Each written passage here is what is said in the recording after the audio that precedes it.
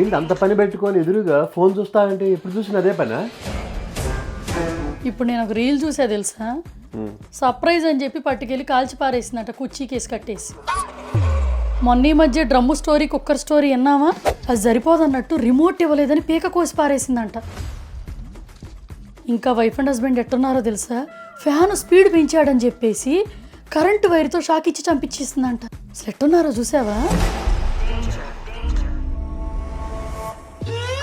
ఇంట్లో ఫ్యాన్ లేవు, రిమోట్ ఎట్టాగా నేను పట్టుకోను, సర్ప్రైజ్ అంటే ఎట్టాగా నేను పోను.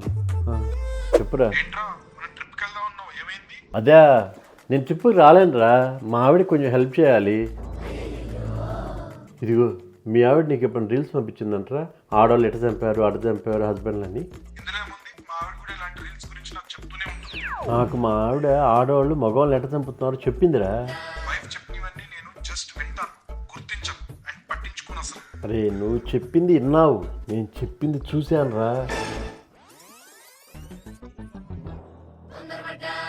సర్ప్రైజ్ అని చెప్పేసి కాల్చి పారేసిందంట కుర్చీకేసి కట్టేసి. మరి మొన్న ఈ మధ్య డ్రమ్ము స్టోరీ కుక్కర్ స్టోరీ విన్నావా? అది సరిపోదన్నట్టు రిమోట్ ఇవ్వలేదని పీక కోసి పారేసిందంట. ఈ మధ్య ఆడవాళ్ళకి తొందరగా కోపాలు వచ్చేస్తున్నాయి తెలుసా. ఫ్యాన్ స్పీడ్ పెంచాడని కరెంటు వైర్తో షాక్ ఇప్పిచ్చేసి చంపించేసిందంట తెలుసా. హలో హలో పెట్టేశాడండి, భయపడ్డాడు ఇటు కూడా.